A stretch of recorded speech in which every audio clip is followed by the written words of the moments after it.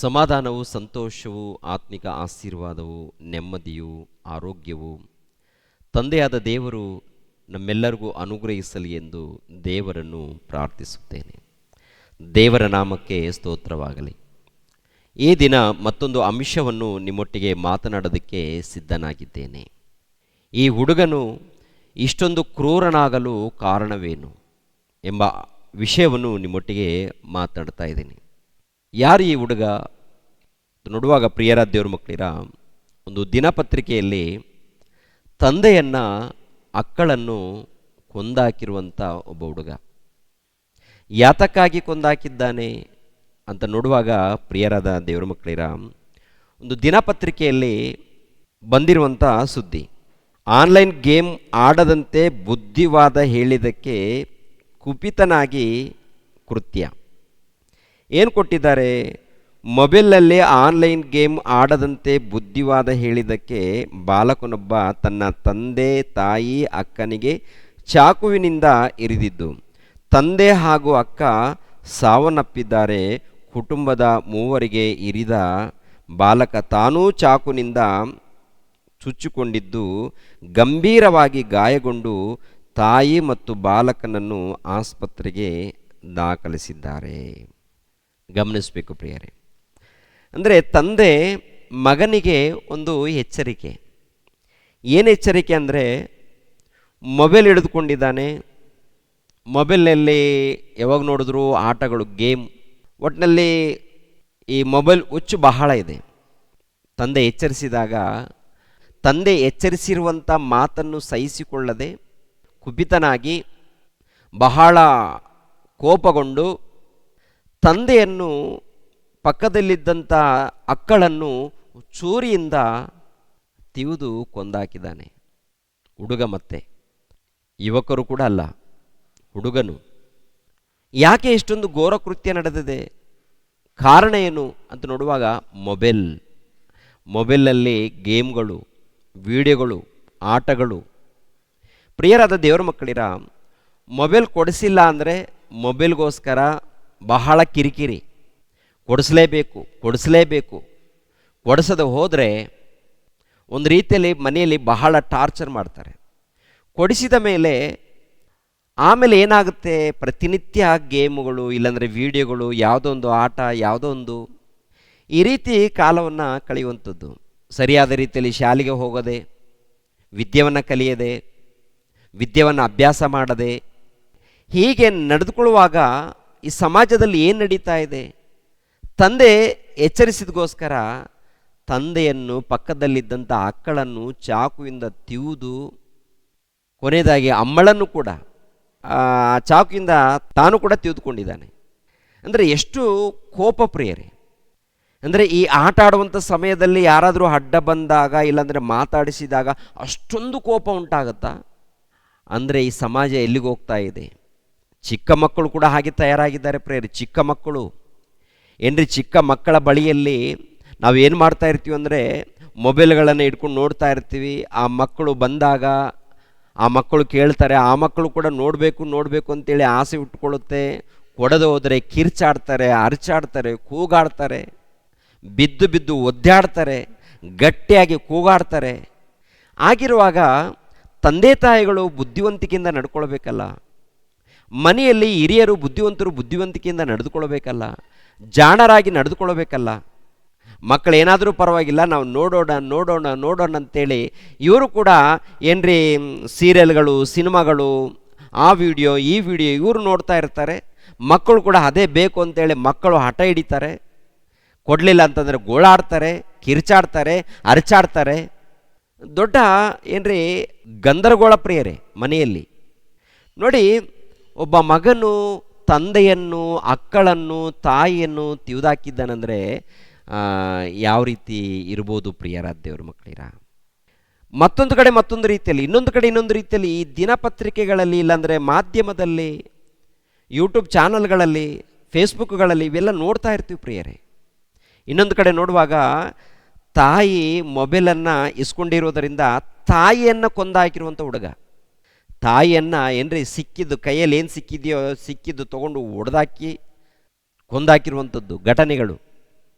ಅಂದರೆ ಈ ಸಮಾಜದಲ್ಲಿ ಏನು ನಡೀತಾ ಇದೆ, ಎಲ್ಲಿಗೆ ಹೋಗ್ತಾ ಇದೆ, ಯಾರು ಈ ಸಮಾಜವನ್ನು ಕಾಪಾಡ್ತಾರೆ, ಮಕ್ಕಳನ್ನು ಯಾರು ಕಾಪಾಡ್ತಾರೆ, ಹುಡುಗರನ್ನು ಯಾರು ಕಾಪಾಡ್ತಾರೆ? ಇಷ್ಟೊಂದು ಭ್ರಷ್ಟತ್ವ ತುಂಬಿದೆಯಾ? ಇಷ್ಟೊಂದು ಕ್ರೂರವಾಗಿದೆಯಾ? ಚಿಕ್ಕ ಮಕ್ಕಳು ಕೂಡ ಇಷ್ಟೊಂದು ಕ್ರೂರವಾಗಿ ನಡ್ಕೊಳ್ತಾರಾ? ಒಂದು ಸಾರಿ ಯೋಚನೆ ಮಾಡಿ ಪ್ರಿಯರೇ, ಇದಕ್ಕೆ ಕಾರಣ ಏನು, ಇದಕ್ಕೆ ಪ್ರಾಮುಖ್ಯವಾದಂಥ ಕಾರಣವೇನು ಅಂತ ನೋಡುವಾಗ ಮೊಟ್ಟ ಮೊದಲು ದೇವರನ್ನು ಅರಿಯುವಂಥದ್ದೇ ಮೊದಲನೇ ಕಾರಣವಾಗುತ್ತೆ. ಸೃಷ್ಟಿ ಮಾಡಿರುವಂಥ ಸೃಷ್ಟಿಕರ್ತನನ್ನು ಅರಿಯುವಂಥದ್ದೇ ಮೊದಲನೇ ಕಾರಣವಾಗುತ್ತೆ. ಯಾಕೆಂದರೆ ಸೃಷ್ಟಿ ಮಾಡಿರುವಂಥ ಸೃಷ್ಟಿಕರ್ತನನ್ನು ತಿಳ್ಕೊಂಡಾಗ ಆ ಸೃಷ್ಟಿಕರ್ತನಿಗೆ ಒಳಪಟ್ಟು ಭಯಭಕ್ತಿಯಿಂದ ಜೀವಿಸ್ತಾರೆ. ಭಯಭಕ್ತಿಯಿಂದ ಜೀವಿಸಿದಾಗ ಎರಡನೇದಾಗಿ ಮಕ್ಕಳಿಗೆ ದೇವರ ಜ್ಞಾನವನ್ನು ಕಲಿಸಿಕೊಡ್ತಾರೆ ಪ್ರಿಯರೇ. ದೇವರು ಅದನ್ನೇ ಹೇಳಿದ್ದಾರೆ, ಮೊಟ್ಟ ಮೊದಲು ನೀವು ಪೂರ್ಣ ಹೃದಯದಿಂದಲೂ ಪೂರ್ಣ ಪ್ರಾಣದಿಂದಲೂ ಪೂರ್ಣ ಆತ್ಮದಿಂದಲೂ ಶಕ್ತಿಯಿಂದಲೂ ದೇವರನ್ನು ಪ್ರೀತಿಸಬೇಕು, ಆಮೇಲೆ ಪಾಲಿಸಬೇಕು. ಈ ಮಾತುಗಳನ್ನು ನಿಮ್ಮ ಮಕ್ಕಳಿಗೆ ಅಭ್ಯಾಸ ಮಾಡಬೇಕು ಅಂತ ಹೇಳ್ತಾರೆ ದೇವರು. ನೋಡಿ, ಒಂದು ಸಾರಿ ಧರ್ಮೋಪದೇಶ ಕಾಂಡ 6ನೇ ಅಧ್ಯಾಯ 4ನೇ ವಚನದಿಂದ, ಇಸ್ರಾಯೇಲ್ಯರೇ ಕೇಳಿರಿ, ಈ ದಿನಗಳಲ್ಲಿ ಮಾನವರೇ ಕೇಳಿರಿ, ನಮ್ಮ ದೇವರಾದ ಯೆಹೋವನೆಂದರೆ ಪರಮಾತ್ಮನು, ಒಬ್ಬನೇ ಪರಮಾತ್ಮನು. ನೀವು ನಿಮ್ಮ ದೇವರಾದ ಯೆಹೋವನನ್ನು ಪೂರ್ಣ ಹೃದಯದಿಂದಲೂ ಪೂರ್ಣ ಪ್ರಾಣದಿಂದಲೂ ಪೂರ್ಣ ಶಕ್ತಿಯಿಂದಲೂ ಪ್ರೀತಿಸಬೇಕು. ಆ ದೇವರು ಕಣ್ಣಿಗೆ ಕಾಣಲ್ಲ, ಆತ್ಮಸ್ವರೂಪನು, ಮಹಾಶಕ್ತನು, ಇದ್ದಾತನು, ಸರ್ವಶಕ್ತನಾದಂಥ ದೇವರು. ಆತನನ್ನು ಪೂರ್ಣ ಹೃದಯದಿಂದ ಪ್ರೀತಿಸಬೇಕು. ಆಮೇಲೆ ನಾನು ಈಗ ನಿಮಗೆ ತಿಳಿಸುವ ಮಾತುಗಳು ನಿಮ್ಮ ಹೃದಯದಲ್ಲಿ ಇರಬೇಕು, ಇವುಗಳನ್ನು ನಿಮ್ಮ ಮಕ್ಕಳಿಗೆ ಅಭ್ಯಾಸ ಮಾಡಿಸಿ, ಮನೆಯಲ್ಲಿ ಕೂತಿರುವಾಗಲೂ ದಾರಿಯಲ್ಲಿ ನಡೆಯುವಾಗಲೂ ಏಳುವಾಗಲೂ ಇವುಗಳ ವಿಷಯದಲ್ಲಿ ಮಾತಾಡಬೇಕು. ಇವುಗಳನ್ನು ಜ್ಞಾಪಕಾರ್ಥವಾಗಿ ಕೈಗೆ ಕಟ್ಟಿಕೊಳ್ಳಬೇಕು. ಇವು ಹಣೆಗೆ ಕಟ್ಟಿಕೊಳ್ಳುವ ಜ್ಞಾಪಕದ ಪಟ್ಟಿಯಂತೆ ಇರಬೇಕು. ನಿಮ್ಮ ಮನೆ ಬಾಗಿಲಿನ ನಿಲುಪಟ್ಟಿಗಳಲ್ಲಿಯೂ ತಲೆಬಾಗಿಲುಗಳ ಮೇಲೆಯೂ ಇವುಗಳನ್ನು ಬರೆಯಬೇಕು ಅಂತ ಹೇಳ್ತಾರೆ ಪ್ರಿಯರೇ. ಅಂದರೆ ಈ ಲೋಕವನ್ನು ಉಂಟು ಮಾಡಿರುವಂಥ ಸೃಷ್ಟಿಕರ್ತನಾದಂಥ ಸರ್ವೇಶ್ವರನಾದಂಥ ದೇವರು ಭಕ್ತರ ಮೂಲಕ ನುಡಿಯುವಂಥ ಮಾತು. ದೇವರು ಜಗತ್ತನ್ನು ಉಂಟು ಮಾಡಿದ್ದಾರೆ, ಮಾನವರನ್ನು ಉಂಟು ಮಾಡಿದ್ದಾರೆ, ಸರ್ವ ಜೀವರಾಶಿಗಳನ್ನು ಉಂಟು ಮಾಡಿದ್ದಾರೆ, ಒಂದು ಜೀವಿತವನ್ನು ಕೊಟ್ಟಿದ್ದಾರೆ. ಈ ಜೀವಿತ ದೇವರು ಕೊಟ್ಟಿದ್ದಾರೆ, ಆ ದೇವರ ಮೂಲಕ ಈ ಜೀವಿತ ಬಂದಿದೆ, ಆ ದೇವರ ಮೂಲಕ ಈ ಲೋಕ ಉಂಟಾಗಿದೆ. ಆ ದೇವರನ್ನು ತಿಳಿದುಕೊಂಡು ಪೂರ್ಣ ಹೃದಯದಿಂದಲೂ ಪೂರ್ಣ ಪ್ರಾಣದಿಂದಲೂ ಪೂರ್ಣ ಬುದ್ಧಿಯಿಂದಲೂ ಆತನನ್ನು ಪ್ರೀತಿಸಬೇಕು, ಆತನನ್ನು ಧ್ಯಾನಿಸಬೇಕು, ಆರಾಧಿಸಬೇಕು, ಪಾಲಿಸಬೇಕು. ಎರಡನೇದಾಗಿ ನಿಮ್ಮ ಮಕ್ಕಳಿಗೆ ದೇವರ ಜ್ಞಾನವನ್ನು ಕುರಿತು ಅಭ್ಯಾಸ ಮಾಡಿಸಬೇಕು. ಪ್ರಾರ್ಥನೆ, ಆರಾಧನೆ, ಹಾಡುಗಳು ಇವುಗಳನ್ನು ಕುರಿತು ಅಭ್ಯಾಸ ಮಾಡಿಸಬೇಕು ಅಂತೇಳಿ ದೇವರು ತನ್ನ ಭಕ್ತರ ಮೂಲಕ ತಿಳಿಸುವಂಥದ್ದು.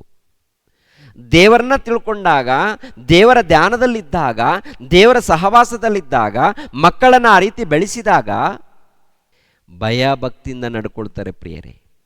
ಅಂದರೆ ಭಯಭಕ್ತಿಯಲ್ಲಿ ನಡಿಬೇಕಾದ್ರೆ ಮೊಟ್ಟ ಮೊದಲು ಅವರಿಗೆ ದೇವರ ಬಗ್ಗೆ ತಿಳಿಸ್ಬೇಕು. ದೇವರ ಬಗ್ಗೆ ಅವರಿಗೆ ತಿಳಿಸ್ಬೇಕಾದ್ರೆ ನಮಗೆ ದೇವರ ಬಗ್ಗೆ ಮನವರಿಕೆ ಆಗಿರಬೇಕು, ತಿಳಿದಿರಬೇಕು. ಎಲ್ಲ ಮೂಢನಂಬಿಕೆಗಳೇ. ಪ್ರಪಂಚ ದೇಶದಲ್ಲಿ ಮೂಢನಂಬಿಕೆಗಳು ತುಂಬಿ ತುಳುಕುತ್ತಾ ಇದೆ. ಈ ಮೂಢನಂಬಿಕೆಗಳೇ ಪರಿಚಯ ಮಾಡ್ತಾ ಇದ್ದಾರೆ.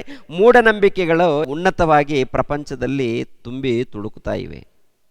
ಹಾಗಿರುವಾಗ ಮಕ್ಕಳು ಏನು ಕಲಿತಾರೆ?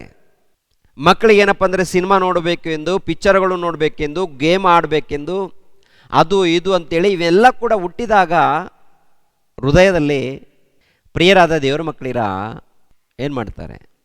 ಅಭ್ಯಾಸ ಮಾಡ್ಕೊಳ್ತಾರೆ. ಅದಕ್ಕೆ ಫೋನ್ ಬೇಕು ಅಂತಾರೆ, ಟಿ ವಿ ಬೇಕು ಅಂತಾರೆ, ಇದು ಬೇಕು ಅಂತಾರೆ, ಲ್ಯಾಪ್ಟಾಪ್ ಬೇಕು ಅಂತಾರೆ, ಟ್ಯಾಬ್ ಬೇಕು ಅಂತಾರೆ, ಆಟ ಆಡ್ತಾರೆ. ಇದರಲ್ಲಿ ಆಟ, ಅದರಲ್ಲಿ ಆಟ, ಇದರಲ್ಲಿ ಆಟ. ಯಾರಾದರೂ ಅಡ್ಡ ಬಂದರೆ ಹೊಡೆದಾಕುವಂಥದ್ದು. ತಂದೆಯನ್ನೇ ಕೊಂದಾಕಿದ್ದಾನಂದರೆ ಎಷ್ಟು ಎಷ್ಟು ಆಟದ ಹುಚ್ಚು. ಈ ಹುಚ್ಚು ಹೋಗಬೇಕಾದ್ರೆ ದೇವರ ಬಗ್ಗೆ ಪ್ರಪಂಚಕ್ಕೆ ಗೊತ್ತಾಗಬೇಕು. ದೇವರ ಭಯ ಇರಬೇಕು. ದೇವರ ಭಯ, ದೇವರ ಭಕ್ತಿ. ಮೊಟ್ಟ ಮೊದಲು ತಂದೆ ತಾಯಿಗಳು ದೇವರ ವಿಷಯದಲ್ಲಿ ಕಲ್ತ್ಕೊಳ್ಬೇಕು, ವಿಧೇಯರಾಗಬೇಕು, ಮಕ್ಕಳಿಗೆ ಅಭ್ಯಾಸ ಮಾಡಿಸಬೇಕು. ಈ ಸಮಾಜದಲ್ಲಿ ದೇವರ ವಾಕ್ಯವನ್ನು ಸಾರುವಾಗ ಇದು ಮತಕ್ಕೆ ಸಂಬಂಧಪಟ್ಟಿದೆ, ಕುಲಕ್ಕೆ ಸಂಬಂಧಪಟ್ಟಿದೆ, ಒಂದು ಜಾತಿಗೆ ಸಂಬಂಧಪಟ್ಟಿದೆ, ಒಂದು ವಿದೇಶಕ್ಕೆ ಸಂಬಂಧಪಟ್ಟಿದೆ ಅಂತೇಳಿ ಮುದ್ರೆ ಹಾಕಿದ್ದಾರೆ. ಇನ್ನೆಲ್ಲಿ ಸೃಷ್ಟಿಕರ್ತನಾಗಿರುವಂಥ ದೇವರನ್ನು ತಿಳಿದುಕೊಳ್ಳುತ್ತೆ? ದೇವರನ್ನು ತಿಳಿದುಕೊಳ್ಳಬೇಕು. ಅದಕ್ಕೆ 1ನೇ ಶತಮಾನದಲ್ಲಿ ಯೇಸು ಕ್ರಿಸ್ತರು ಬಂದು ಮಹಾಜ್ಞಾನದ ಸಂಗತಿಗಳನ್ನು ತಿಳಿಸ್ಕೊಟ್ರು. ಆ ದೇವರನ್ನು, ದೇವರ ಜ್ಞಾನವನ್ನು, ಆತ್ಮಿಕ ಜ್ಞಾನವನ್ನು, ಪರಲೋಕದ ಜ್ಞಾನವನ್ನು ಪ್ರತಿಯೊಂದು ತಿಳಿಸ್ಕೊಟ್ರು. ಪ್ರಿಯರಾದ ದೇವರ ಮಕ್ಕಳಿರ, ಯಾರು ತಿಳಿದುಕೊಂಡು ವಿಧೇಯರಾಗಿ ಭಕ್ತಿಯಿಂದ ನಡೀತಾರೋ ಅವರು ಈ ಲೋಕದಲ್ಲಿ ಧನ್ಯರಾಗಿ ಶ್ರೇಷ್ಠರಾಗಿ ಕಾಣ್ತಾರೆ. ಒಳಪಟ್ಟವರು, ವಿಧೇಯರಾದವರು, ದೇವರಿಗೆ ವಿಧೇಯರಾಗಿ ಒಳಪಟ್ಟು ಭಯ ಭಕ್ತಿಯಿಂದ ನಡ್ಕೊಂಡಾಗ ಅವರಿಗೆ ನಿತ್ಯ ಜೀವವನ್ನು ಕೊಡುತ್ತೇನಂತ ಹೇಳ್ತಾರೆ. ದೇವರನ್ನು ಬಿಟ್ಟು ಇಷ್ಟ ಬಂದ ಹಾಗೆ ನಡ್ಕೊಂಡಾಗ ಬೆಂಕಿಯ ಕೆರೆಗೆ ತಳ್ಳುತ್ತೀನಂತ ಹೇಳ್ತಾರೆ. ಬೆಂಕಿಯ ಕೆರೆಗೆ. ಅದಕ್ಕೆ ಮತ್ತೇನು ಬರೆದು ಸುವಾರ್ತೆಯಲ್ಲಿ ನೋಡುವಾಗ 25ನೇ ಅಧ್ಯಾಯ 41ನೇ ವಚನವನ್ನು ನೋಡಿ ಪ್ರಿಯರೇ. ಆಮೇಲೆ ಆತನು ಎಡೆಗಡೆಯಲ್ಲಿ ಇರುವವರಿಗೆ, ಶಾಪಗ್ರಸ್ತರೇ, ನನ್ನನ್ನು ಬಿಟ್ಟು ಪಿಶಾಚನಿಗೂ ಅವನ ದೂತರಿಗೂ ಸಿದ್ಧ ಮಾಡಿರುವ ನಿತ್ಯ ಬೆಂಕಿಯೊಳಕ್ಕೆ ಹೋಗಿರಿ. ಯಾಕೆ ಹೋಗಬೇಕು? ಸೃಷ್ಟಿ ಮಾಡಿರುವಂಥ ಸೃಷ್ಟಿಕರ್ತನನ್ನು ಮೊಟ್ಟ ಮೊದಲು ತಿಳಿದುಕೊಂಡಿಲ್ಲ. ಎರಡನೇದಾಗಿ ತಿಳಿದುಕೊಳ್ಳದೆ ಅನೇಕ ಪಾಪಗಳು. ದೇವರು ಕೊಟ್ಟಂಥ ಮಕ್ಕಳನ್ನು ಲೋಕದ ರೀತಿಯಲ್ಲಿ ಬೆಳೆಸಿ, ಲೋಕದ ಪಾಪದಲ್ಲಿ ನಿಲ್ಲಿಸಿ, ಅನೇಕ ಆಟಗಳನ್ನು, ಅನೇಕ ಆಟ ಪಾಠಗಳಿಗೆ ದಾರಿ ತೋರಿಸಿ ಜೀವಿತವನ್ನು ಮುಗಿಸ್ಕೊಂಡಿರುವಂಥದ್ದು. ಅದಕ್ಕೆ ದೇವರ ಬಳಿಗೆ ಬರಬೇಕು, ದೇವರ ಜ್ಞಾನವನ್ನು ಕಲಿಬೇಕು, ದೇವರಿಗೆ ವಿಧೇಯರಾಗಬೇಕು, ಭಯ ಭಕ್ತಿಯಿಂದ ನಡ್ಕೊಳ್ಬೇಕು ಅಂತ ಹೇಳ್ತಾರೆ. ನೋಡಿ ಸಮಾಜ ಹೇಗಿದೆ ರೀ. ದೊಡ್ಡವರೇ ಫೋನು 24 ಗಂಟೆ phone, game game game, phone phone phone, ಕುಂತರು ಫೋನು, ನಿಂತರು ಫೋನು, ಮಲ್ಕೊಂಡ್ರು ಫೋನು, ಎಲ್ಗೋದ್ರೂ ಕೂಡ ಫೋನುಗಳೇ. ಏನ್ರಿ, ಮನೆಯಲ್ಲಿ ಸ್ತ್ರೀಯರು ಇರ್ತಾರೆ, ಹೆಂಡತಿಯೇ ಇರ್ತಾರೆ, ಅವ್ರಿಗೂ ಸಮಯ ಕೊಡಲ್ಲ, ಮಕ್ಕಳಿಗೂ ಸಮಯ ಕೊಡಲ್ಲ, 24 ಗಂಟೆ ಫೋನಿಗೆ ಅಂಟಿಕೊಂಡಿರ್ತಾರೆ. ಫೋನ್ ಬಂದರೆ ಬುಡುಕ್ಕಂತೇಳಿ ಹೊರಗಡೆ ಹೋಗ್ತಾರೆ. 24 ಗಂಟೆ ಆ ಕಡೆ ಈ ಕಡೆ ಸುತ್ತಾಡಿ ಬಂದು ಆಮೇಲೆ ಸುಸ್ತಾಗಿ ಬಂದು ಕುಟುಂಬದಲ್ಲೇ ಸಮಯ ಕೊಡಬೇಕಲ್ಲ. ಕುಟುಂಬಕ್ಕೆ ಸಮಯ ಕೊಟ್ಟಿಲ್ಲ, ಮಕ್ಕಳಿಗೆ ಸಮಯ ಕೊಟ್ಟಿಲ್ಲ, ಹೆಂಡತಿಗೆ ಸಮಯ ಕೊಟ್ಟಿಲ್ಲ, ಫೋನಿಗೆ ಸಮಯ ಕೊಟ್ಟಿದ್ದಾನೆ. ಆಮೇಲೆ ವಿಡಿಯೋಗಳು, ಗೇಮ್ಗಳು, ಅದು ಇದು ನೋಡ್ತಾ ಇರ್ತಾನೆ. ಆಮೇಲೆ ಮಕ್ಕಳು ಕೂಡ ಅದನ್ನೇ ಕಲಿತಾರೆ. ಏನ್ರಿ, ಕೆಟ್ಟೋಗ್ತಾರೆ. ಇನ್ನು ಕೆಲವರು ಒಳ್ಳೆ ತಂದೆ ತಾಯಿಗಳಿದ್ದಾರೆ, ಬುದ್ಧಿ ಮಾತು ಹೇಳ್ತಾರೆ, ಕೇಳದೆ ಮಕ್ಕಳು ಕೆಟ್ಟೋದವರಿದ್ದಾರೆ. ಒಂದ್ಸಾರಿ ಆಲೋಚನೆ ಮಾಡಿ, ಎಲ್ಲಿಗೆ ಹೋಗ್ತಾ ಇದೆ, ಏನಾಗ್ತಾ ಇದೆ? ಪ್ರಿಯರಾದ ದೇವ್ರ ಮಕ್ಕಳಿರ, ದೇವರು ಕರೀತಾ ಇದ್ದಾನೆ, ನನ್ನ ಮಕ್ಕಳಿರ ನನ್ನ ಬಳಿಗೆ ಬನ್ನಿ, ಯಾಕೆಂದರೆ ನಾನು ನಿಮ್ಮನ್ನು ಎತ್ತಿದ್ದೀನಿ, ನಿಮ್ಮನ್ನು ಪಡೆದಿದ್ದೀನಿ, ನಿಮಗೆ ಜೀವಿತವನ್ನು ಕೊಟ್ಟಿದ್ದೀನಿ. ನನ್ನ ಬಳಿಗೆ ಬನ್ನಿ, ನಾನು ಜ್ಞಾನವನ್ನು ತಿಳಿಸ್ಕೊಡ್ತೀನಿ. ಈ ಜ್ಞಾನಕ್ಕೆ ಒಳಪಡಿ, ವಿಧೇಯರಾಗಿ ಭಯಭಕ್ತಿಯಿಂದ ನಡ್ಕೊಳ್ಳಿ, ನಿಮ್ಮ ಮಕ್ಕಳನ್ನು ಕೂಡ ಭಕ್ತಿ ಮಾರ್ಗದಲ್ಲಿ ನಡೆಸಿರಿ ಅಂತ ಹೇಳ್ತಾರೆ. ನಿಮ್ಮ ಮಕ್ಕಳನ್ನು ಕೂಡ ಭಕ್ತಿ ಮಾರ್ಗದಲ್ಲಿ ನಡೆಸಿ, ಭಕ್ತಿಯಲ್ಲಿ ನಡೆಸಿ. ಪ್ರಾರ್ಥನೆ ಕಲಿಸ್ಕೊಡಿ, ವಾಕ್ಯವನ್ನು ಕಲಿಸಿಕೊಡಿ, ಆರಾಧನೆ ಮಾಡೋದು ಕಲಿಸಿಕೊಡಿ, ಹಾಡುಗಳನ್ನು ಹಾಡುವಂಥದ್ದು ಕಲಿಸಿಕೊಡಿ, ವಾಕ್ಯಗಳನ್ನು ಓದುವಂಥದ್ದು ಕಲಿಸ್ಬೇಕು. ದೇವರ ಜ್ಞಾನವನ್ನು ಕಲಿಸಿಕೊಡ್ಬೇಕು, ಭಕ್ತಿಯನ್ನು ಕಲಿಸಿಕೊಡ್ಬೇಕು. ಕಲಿಸಿಕೊಟ್ಟಾಗ ಮನೆಯಲ್ಲಿ ಮಕ್ಕಳ ಮೂಲಕ ಆನಂದ ಇರುತ್ತೆ, ಸಂತೋಷ ಇರುತ್ತೆ, ದೇವರು ಕೂಡ ಸಂತೋಷ ಪಡ್ತಾರೆ. ಇಲ್ಲದೆ ಹೋದರೆ ಪ್ರಿಯರೇ, ಕಠಿಣವಾದ ತೀರ್ಪಿಗೆ ಗುರಿಯಾಗಬೇಕಾಗತ್ತೆ. ಆದ್ದರಿಂದ ದೇವರಿಗೆ ವಿಧೇಯರಾಗೋಣ, ಭಯ ಭಕ್ತಿಯಿಂದ ಜೀವಿಸೋಣ ಪ್ರಿಯರೇ. ದೇವರಿಗೆ ಒಳಪಡೋಣ, ದೇವರ ಮಾತನ್ನು ಕೇಳೋಣ, ವಿಧೇಯರಾಗೋಣ, ಭಯ ಭಕ್ತಿಯಿಂದ ಜೀವಿಸೋಣ. ಮಕ್ಕಳ ವಿಷಯದಲ್ಲಿ ಜಾಗ್ರತೆ, ಫೋನುಗಳ ವಿಷಯದಲ್ಲಿ ಜಾಗ್ರತೆ. ನೋಡಿ, ಮಕ್ಕಳು ಕೆಟ್ಟೋಗ್ತಾ ಇದ್ದಾರೆ ನೋಡಿ, ಅದಕ್ಕೆ ಕಾರಣರು ಯಾರು? ನೀವೇ ಆಗ್ತೀರೇನೋ ನೋಡಿ ಒಂದ್ಸಾರಿ. ತಂದೆ ತಾಯಿಗಳೇ, ನೀವೇ ಆಗ್ತೀರೇನೋ ನೋಡಿ ಒಂದ್ಸಾರಿ. ಶ್ರದ್ಧೆ ತಗೊಳ್ಬೇಕು, ಶ್ರದ್ಧೆ ಭಕ್ತಿ ಇರಬೇಕು. ಜಾಗ್ರತೆ ಪ್ರಿಯರೇ. ದೇವರು ನಿಮ್ಮನ್ನು ನನ್ನನ್ನು ಆಶೀರ್ವದಿಸಲಿ. ಎಲ್ಲರೂ ತಲೆಬಾಗಿಸಿ ಪ್ರಾರ್ಥನೆ ಮಾಡೋಣ.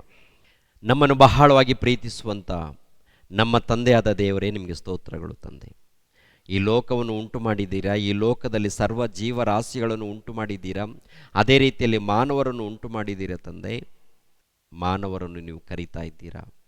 ನನ್ನ ಮಕ್ಕಳಿರ, ನನ್ನ ಬಳಿಗೆ ಬನ್ನಿ, ನನ್ನ ಮಾತನ್ನು ಕೇಳಿ ವಿಧೇಯರಾಗಿ ಭಯ ಭಕ್ತಿಯಿಂದ ನಡೆದುಕೊಡ್ರಿ ಅಂತೇಳಿ ತಂದೆ ನೀವು ಪ್ರಾರಂಭದಿಂದ ಕರೀತಾನೇ ಇದ್ದೀರಾ.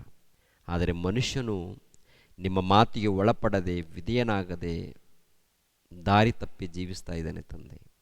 ಈ ದಿನಗಳಲ್ಲಿ ಕೂಡ ತಂದೆ ನೀವು ಕರೀತಾ ಇದ್ದೀರಾ, ವಾಕ್ಯದ ಮೂಲಕ, ಸೇವಕರ ಮೂಲಕ ತಂದೆ. ಪ್ರತಿಯೊಬ್ಬರೂ ನಿಮ್ಮನ್ನು ತಿಳ್ಕೊಳ್ಳುವಂತೆ, ಭಕ್ತಿಯಿಂದ ಜೀವಿಸುವಂತೆ ಸಹಾಯ ಮಾಡಿ. ನೇರ ಪ್ರಸಾರವನ್ನು ವೀಕ್ಷಿಸುವಂಥ ವೀಕ್ಷಕರೆಲ್ಲರನ್ನು ಹೆಸರುಗಳಿಂದ ಆಶೀರ್ವದಿಸಿ. ಯೇಸು ಪವಿತ್ರ ನಾಮದಲ್ಲಿ ಬೇಡ್ತಾ ಇದ್ದೀನಪ್ಪ ತಂದೆಯೇ, ಆಮೇನ್. ಎಲ್ಲರಿಗೂ ವಂದನೆಗಳು.